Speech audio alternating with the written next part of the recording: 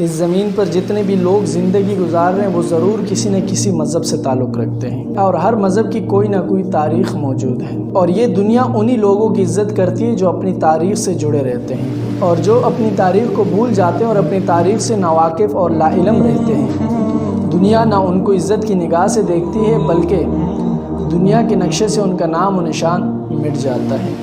اور الحمدللہ بحیثیت مسلمان ہماری تاریخ ایک زندہ تاریخ ہے۔ اسلام کی تاریخ میں ایسے کئی بہادر فاتحین حکمران گزرے ہیں کہ جن کی بہادری، فیاضی، حسن خلق اور سخاوت کی وجہ سے نہ صرف مسلمان ان کی عزت کرتے تھے بلکہ بیشتر عیسائی بھی ان کو عزت کی نگاہ سے دیکھتے تھے۔ وہ نہ صرف تاریخ اسلام میں بلکہ تاریخ عالم میں مشہور ترین اور فاتحین حکمران رہے ہیں، اور دنیا آج بھی ان کی بہادری کے قصے سناتی ہے۔ میرا نام محمد شاہ رخ ہے اور آپ اس وقت میرا یوٹیوب چینل دیکھ رہے ہیں۔ آج کی اس ویڈیو میں ہم مسلم امہ کی اس عظیم فاتح حکمران کے بارے میں بات کریں گے کہ جن کے بارے میں انگریز مورخ لینپول لکھتے ہیں کہ اس کے ہم عصر بادشاہوں میں اور اس میں ایک عجیب فرق تھا، اور وہ فرق یہ تھا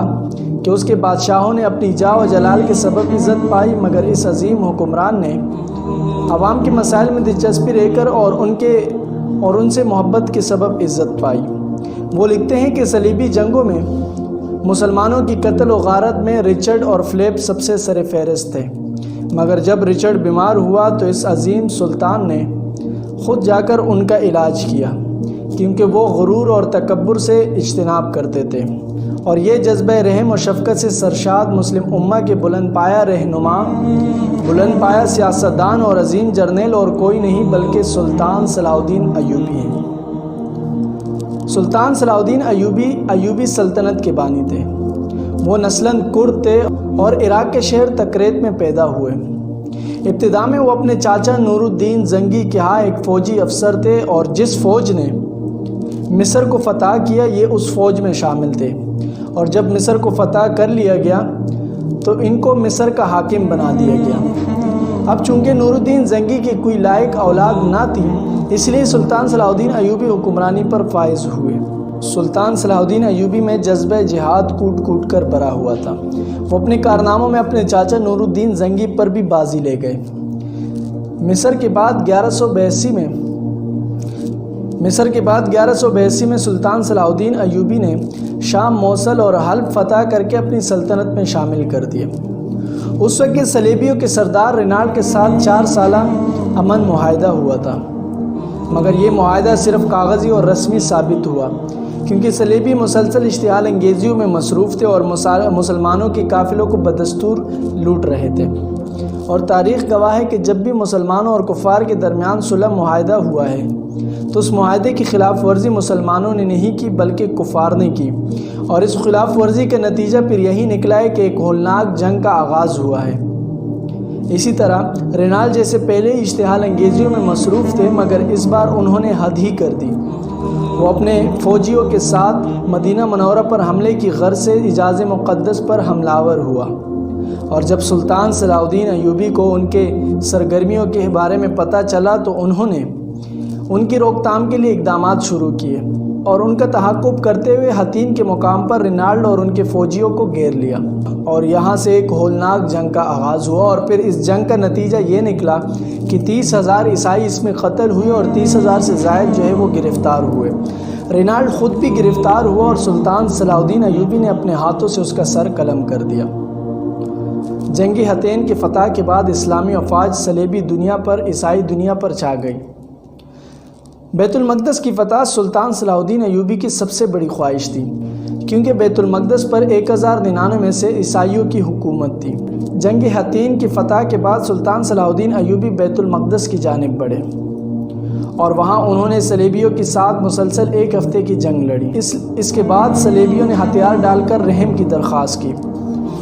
اور اسی طرح تقریباً 91 سال بعد دوبارہ بیت المقدس مسلمانوں نے فتح کیا، اور پورے فلسطین سے عیسائیوں کی حکومت کا خاتمہ ہوا۔ سلطان صلاح الدین ایوبی نے جب بیت المقدس کو فتح کیا تو انہوں نے وہاں پر وہ مظالم نہ ڈائے جب اس فتح کے وقت صلیبیوں نے یہاں پر مظالم کیے تھے۔ وہ ایک فاتح اور بے مثال حکمران کے طور پر بیت المقدس میں داخل ہوئے،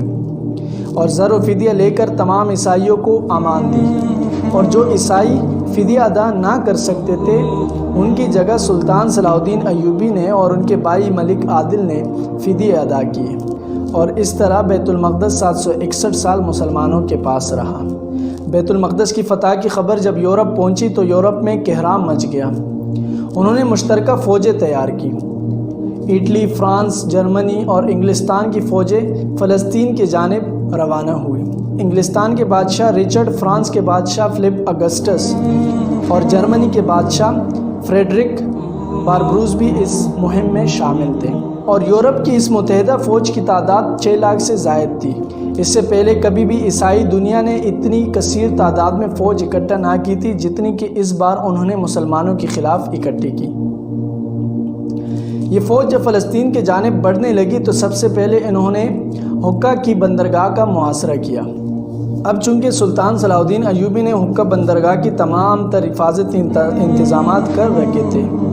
مگر چونکہ سلطان صلاح الدین کی جانب کسی اسلامی ملک نے ہاتھ نہ بڑھایا، اور اس طرح جو اہل شہر تھے اور سلطان کے درمیان جو رابطہ تھا وہ ختم ہوا۔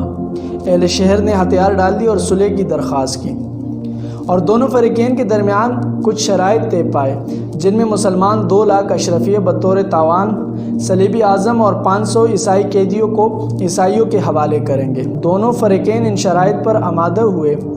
اور مسلمانوں کو کہا گیا کہ وہ مال اسباب اکٹھا کر کے یہاں سے نکل جائے، مگر صلح کے باوجود رچرڈ نے معصورین کو قتل کرنا شروع کر دیا۔ اس کے بعد صلیبیوں نے اسقلان شہر کا رخ کیا، اور اس دوران ان کی تقریباً 11 مرتبہ سلطان صلاح الدین ایوبی کی فوج سے مقابلہ ہوا،